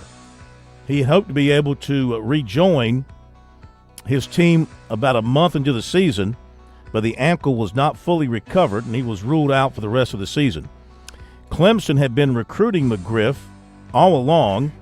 Dabo Swinney stayed on him even after the injury that scared away other programs like Florida and Georgia and Louisville. And so now he'll sign tomorrow 3/15 at the school. And last season, or his junior season, he had 44 catches, 737 yards, and 6 touchdowns. So I got some more recruiting coming up here. We got the break coming up, so I want to hold this story until after the break. I'll mention a couple of other things here. Last night, Adrian Lamb of Beaufort and Georgia Military, a player South Carolina went after, an offensive lineman. He announced a junior college transfer. He announced a commitment to LSU. So he picked LSU over South Carolina, Alabama, and Auburn. He is the nephew of former Gamecock star defensive end Devin Taylor. So Gamecocks had some ends there but couldn't get it done. USC offered running back Micah Rhodes, 5'11", 187 of Spring, Texas. He's an Oklahoma commitment. Defensive end Santana Harvey of Lakeland, Florida, said an official to Clemson for May 29th. And I think that is it. South Carolina defensive end target KJ Green has set an official in Miami for May 29th. And we'll be back. On Point Weather, brought to you by our friends at Palmetto State Armory. On 107 The Point. Here's tonight's forecast. Overnight showers, but we're mild. The low dips to just 45. Tomorrow's a rain out, on and off showers all day long, a high reaching 53. Nicer for Thursday. Clouds do clear out. We get sunshine. Cooler, though. The high is 43. And Friday and our weekend looking very nice. Lots of sunshine, highs in the upper 50s. I'm Cal Moss with your On Point local weather. Hey y'all, this is Ted from Flight Deck Restaurant. We'd like to invite you and your family to dine with us. We have a great menu that's sure to please your whole family. We have fresh cooked burgers, big juicy wings, blue plate menu featuring country cooking, oven baked hoagies, fresh crisp salads, authentic Greek food like gyros, souvlaki, and baklava. We also carry 20 different premium cheesecakes and pies. Flight Deck Restaurant also has an arcade with 30 different games like Star Wars, Batman, Skee Ball, Bass Wheel, Pac-Man, Galaga, and so much more. Flight Deck, your favorite family restaurant. Thanks y'all and God bless. Face down. With SRN News, I'm Keith Peters in Washington. President Trump signed a roughly $1.2 trillion government funding bill Tuesday that ends the partial federal shutdown that began over the weekend and sets the stage for an intense debate in Congress over Homeland Security funding. The president moved quickly to sign the bill after the House approved it with a 217 to 214 vote. Immigration officers with guns drawn arrested some activists who were trailing their vehicles Tuesday in Minneapolis. It's a sign tensions have not eased since the departure of a high-profile commander. At least one person wearing an anti-ICE message was handcuffed while face down on the ground. On Wall Street, the Dow down by 166 points. The Nasdaq dropped 336. More details at srnnews.com. Are you tired of that dripping faucet driving you crazy? Is your drain doing more of a gurgle than a flow? Don't despair. Franklin Plumbing and Drain Cleaning is here to save your day. Serving our community as locally owned plumbing experts, Franklin Plumbing tackles everything from minor leaks to major clogs. And we're talking fast, friendly, reliable service. They respect your home. They respect your wallet. Josh and his team offer upfront pricing, and that's important. This team I'm talking about, they're fully licensed. They're insured technicians. They're ready for any plumbing crisis that you might encounter.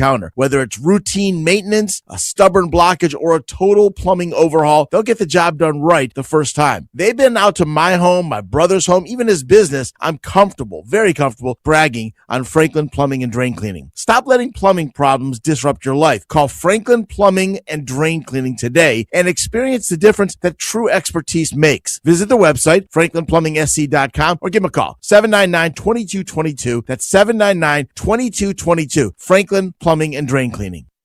Hey, it's Jay with the Melting Pot. Are you thinking about where to take that someone special in your life to dinner?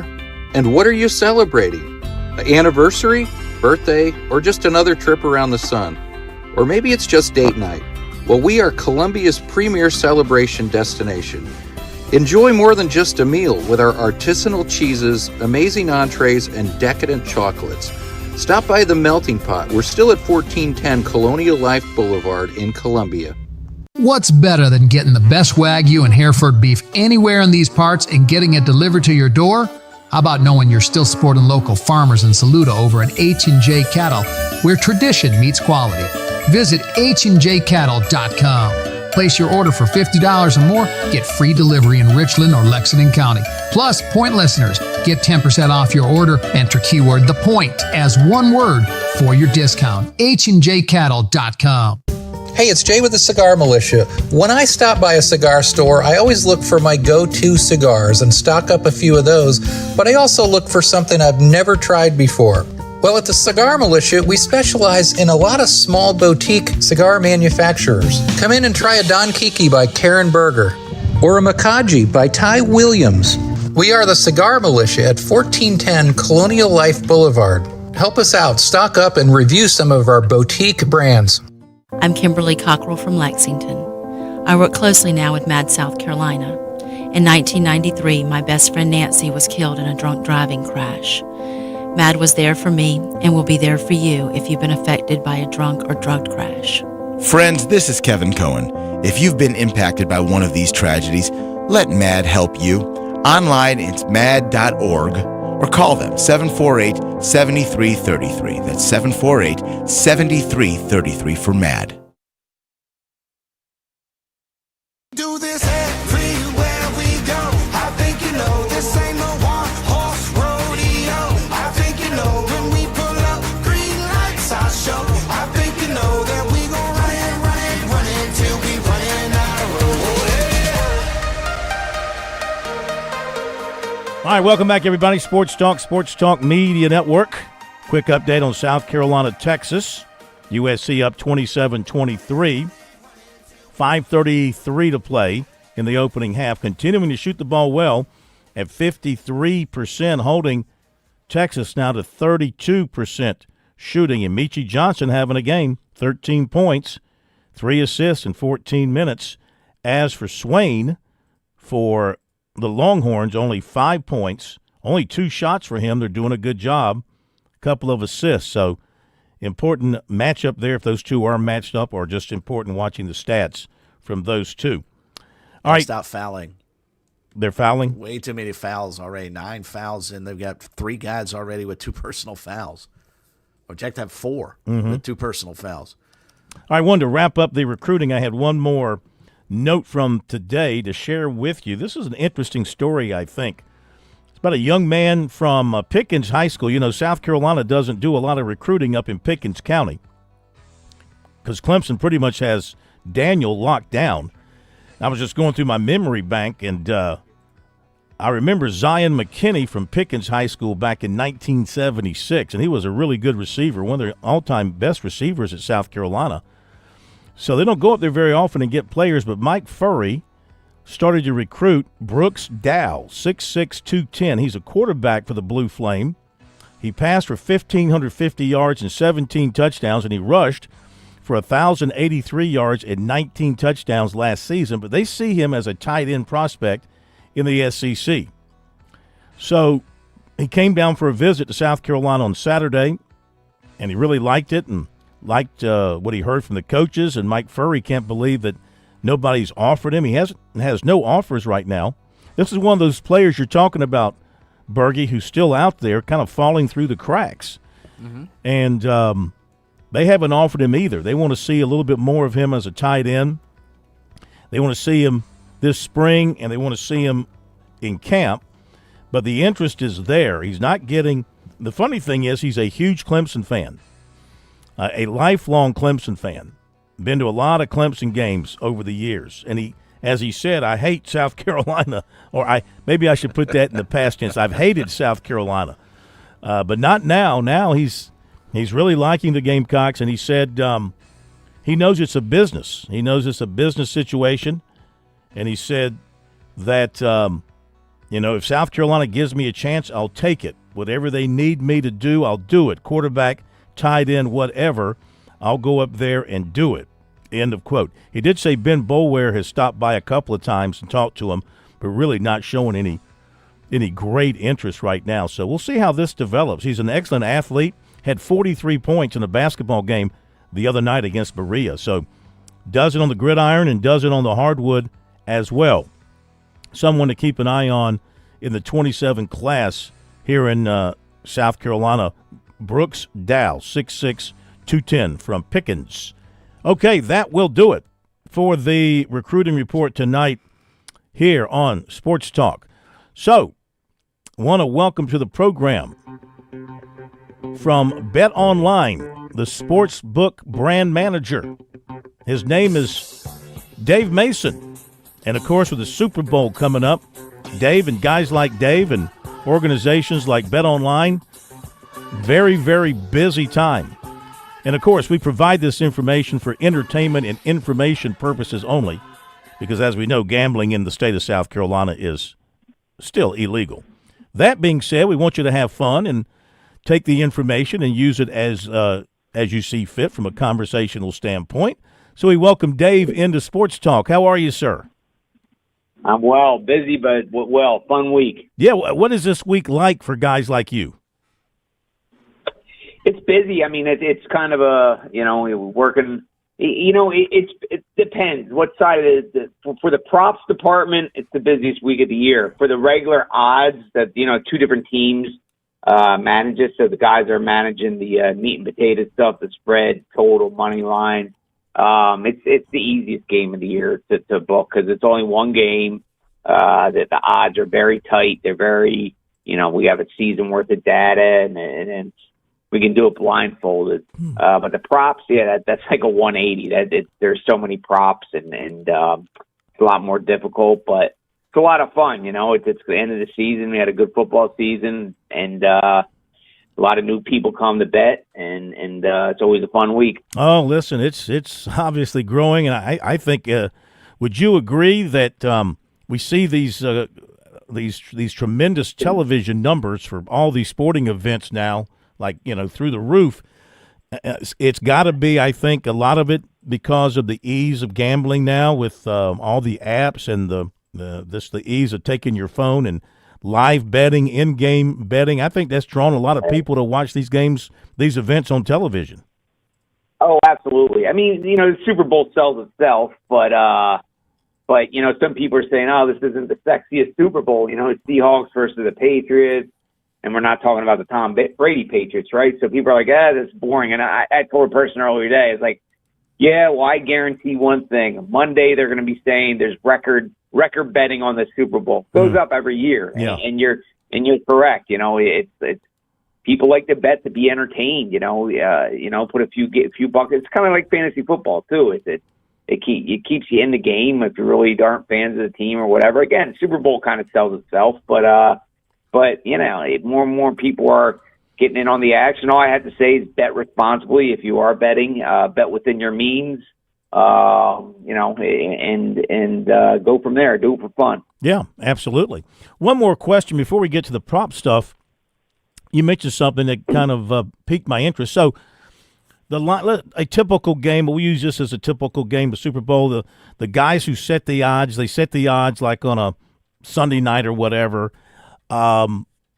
What's the process during the week when they adjust the lines? How many times do they get together and discuss? Is it one guy who does it? Is it a group of people? How does that work? I mean, to open it, it's a few of us. We open it, the Sunday of the championship games. It's easy for us to do. Again, the odds for the Super Bowl are very easy. Again, the meat and potato odds, as they call them. And then just throughout the week, and there's always 24 hours a day, there's one guy assigned to these odds. So they monitor the action come in, not only public, but more importantly, sharp. We take sharp action. What is sharp action? Guys that win long term, guys that we respect. So we see what they're betting and we move accordingly. And also we look at the competition too. We see how they're moving. You got to stay somewhat in market with everybody else. So, but it's just one guy. It's not like we're having conversations or anything. It's just one dude who knows what he's doing and just watching the market. It's no different than someone trading stocks or whatever. They're sitting from their computer, seeing the money coming in and what kind of money is it and moving accordingly.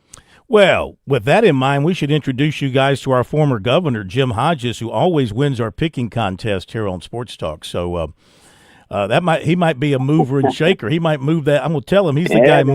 He's the guy moving the line a little bit. Love it. Tell him to send him his resume. Give it to me. I'll another gig. Well, he is the one that brought the lottery to the state, so he does kind of have his hands in that a little bit. Talking with Dave Mason here from Bet Online.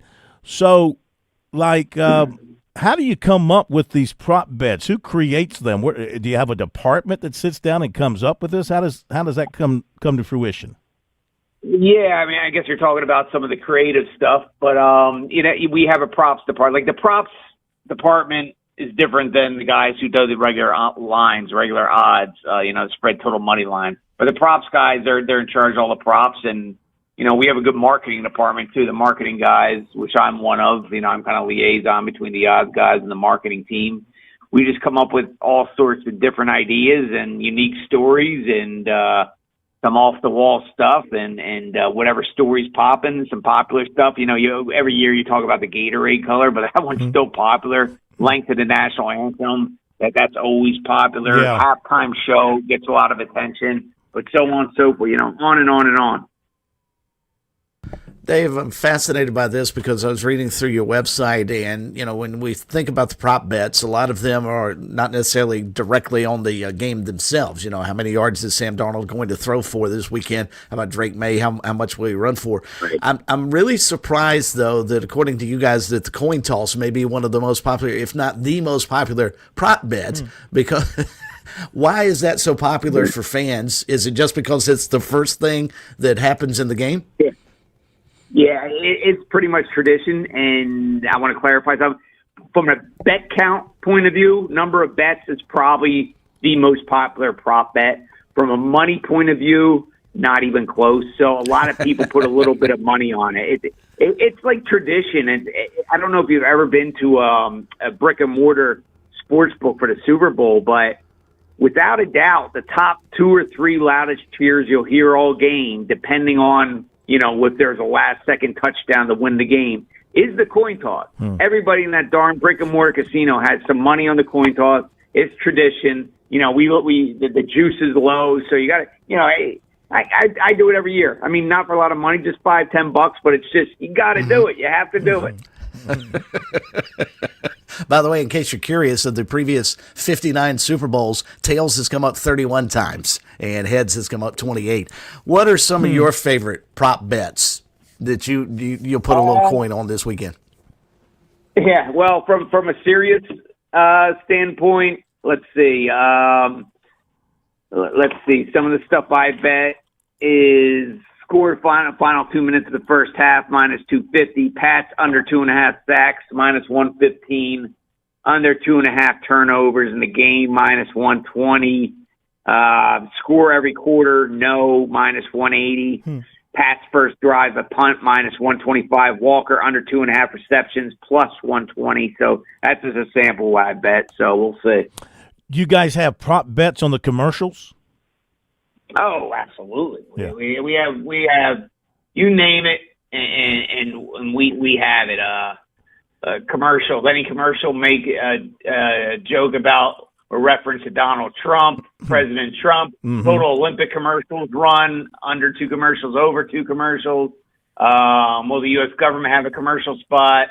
On and on and on. More are coming. The beer ones come and all that stuff. So tons are coming. What about cutaway shots by the television cameras on particular individuals? Do you have that for this particular? Since Kansas City's not in it, that eliminates one superstar possibility. Do you have that for this weekend? Oh, I mean, we have like which Patriots celebrity will be shown first? Mark Wahlberg, Ben Affleck, Matt Damon, John Bon Jovi, so on and so forth. Which Seahawks fan will be shown first? Chris Pratt, Will Ferrell, Sir Mix-a-Lot, got to give him a shout out. Eddie Vedder, so on and so forth. So then matchups who will be shown first. On and on and on. So unlimited options to bet on. What is your favorite prop bet of all time? Oh, boy, of all time. Super Bowl-wise? Yeah. Oh, man, you put me on the spot. I'm not sure. I mean, we put up two good ones for this one. Stephon Diggs, he has 6 children. So we have what will be more? What will be more, his number of children, 6, or his total receptions in the game? Now, also, he has 6 baby mamas, too. So 6 kids and 2 kids. So we have, what's more, is number of baby mamas against 6, or the length of his shortest reception. So, I like that. You're always looking for these crazy stories. So you guys, you'll get a little personal. You'll get in the guy's business a little bit. We have to, I mean, why not? Why not? Why not? We got to go. We have a risky Robert Kraft one too out there, but yeah. I mean, their public figures are out there. You want to have 6 baby mamas? Well, we're going to make a prop on that. There you go. Well, it's been great talking to you, and have yourself a great week. And where will you be for the game? Where do you take you take it from home, or you go to a sports book somewhere? What do you do? Yeah, I watch the first half and halftime from my home office. And then once halftime's over, because we have all this crazy halftime bets, once we see that, grade those, make sure about 4 or 5 of us get them all right. Then I'll head to the bar and enjoy some season-ending cervezas. That's awesome, man. Well, again, it's Bet Online, and we thank you for being with us, Dave Mason, the brand manager. Great to have you, and we'll talk to you again, I'm sure. Thanks, Dave. Hey, appreciate it, guys. Have a great week. You too, man. Thank you very much. All right. I love that about Diggs and the. I had no idea. The 6 they kids. Went that personal. Oh yeah, 6 kids and the 6 bed. We should have a prop bet on the plumber on, when will his first kiss take place in college? The over-under, because we're into the second semester now. Will he get it done before his first year is over? Major Billy Downer here from the Department of Natural Resources, and DNR is excited to announce the implementation of Go Outdoors SC, a new online licensing and boat titling system that you can access right from your phone. Through this new system, customers can purchase their hunting and fishing licenses, renew their boats, apply for lottery hunt opportunities, and complete electronic harvest reporting requirements. For more information, visit Go Outdoors SC at your local app store. You've put in the work for your education. The extra early, extra late, extra work. That's because you understand education opens doors to better pay, better opportunities, and a better you. Being educated about playing the lottery is no different. It helps you be a better player, one who knows when to play and when to take a rain check. The lottery's a game, so let's keep it fun. Learn more at sceducationlottery.com/betteryou. If you want to reach sports fans, there's no better place than the Sports Talk Media Network. We give your business exposure on over 20 radio affiliates across South Carolina, plus online at SportsTalkSC.com and on our growing social media platforms. That means radio, digital, and social, all working together for your brand. Our audience is loyal, engaged, and they trust what they hear from us. We partner with local businesses, regional brands, and anyone who wants to connect with real sports fans. From live reads and sponsorships to digital advertising, we'll build a custom campaign to fit your goals and budget. Ready to advertise with Sports Talk Media Network? Visit sportstalksc.com/sales-contact. That's sportstalksc.com/sales-contact. Sports Talk Media Network, advertising that reaches sports fans. Hi, Phil Kornblut here with our good friend George Bryan III, heard every Friday night on Birdies, Bogeys, and Biceps right here on Sports Talk. George, the Tsunami Bar, a very valuable tool for golfers. Why is that? Well, the first thing that I say is the tempo. It's the only tool out there that allows the study of tension right from the first grab to be expressed, and rhythm and tempo is what makes the bar work, and it gives you something awfully special to keep those hands soft and get that rhythm going. Learn more about Tsunami Bar technology by clicking on the digital ad on our website, SportsTalkSC.com, and save 5% by purchasing online using the promo code BBB5.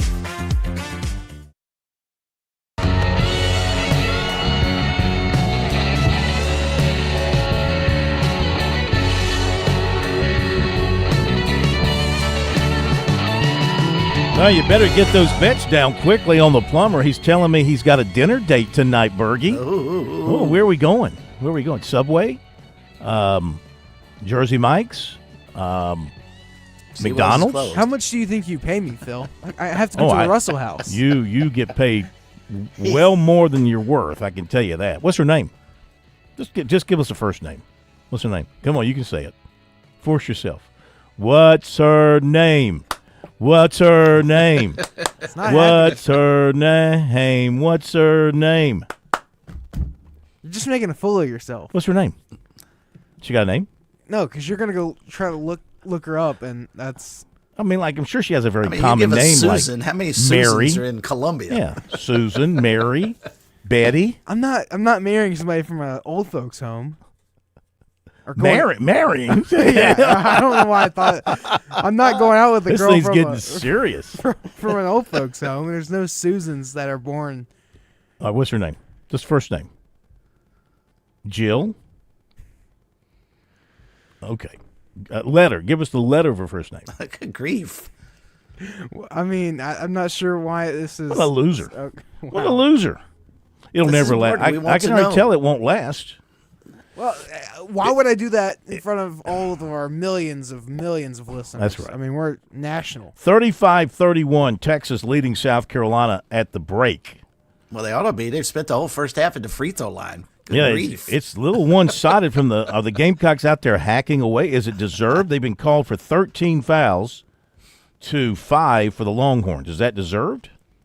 I don't know. I would think we'll probably see a sharp change in the second half, because my guess is Lamont Paris is giving it an earful to the officials for this, because I mean, if you're going to get homered, that's obvious homering in terms of officiating there. Well, Strong, it doesn't normally get that far lopsided one way or the other. Strong's got 3 fouls on him, and let's see, 1, 2, 3, 4 others have 2, so they're borderline foul difficulty. It's been Michi Johnson carrying the Gamecocks, 15 points, 6 of 9 shooting, 3 assists, a rebound.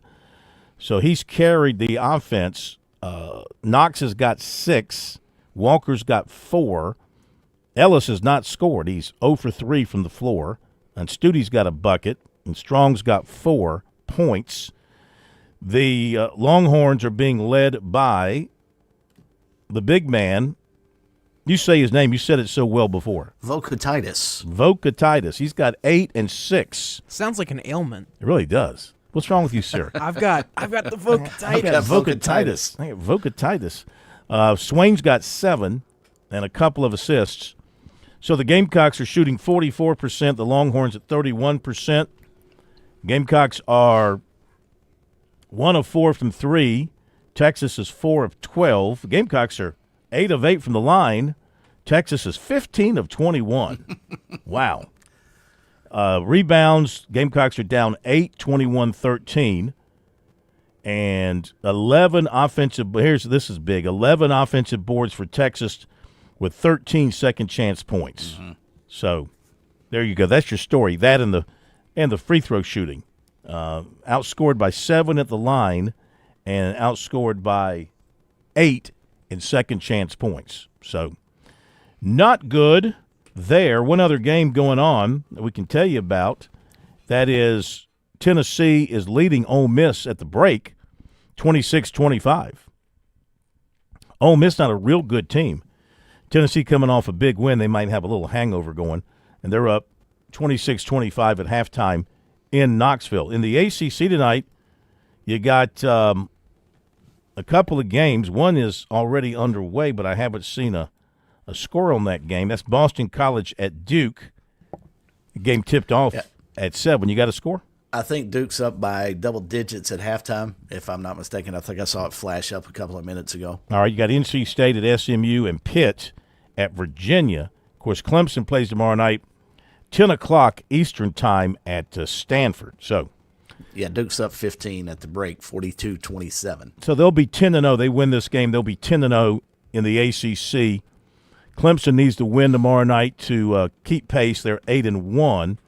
Stanford is 14-8 overall and 3-6 in the league. Is Stanford? Somebody asked me this. Did they lose their top player to an injury?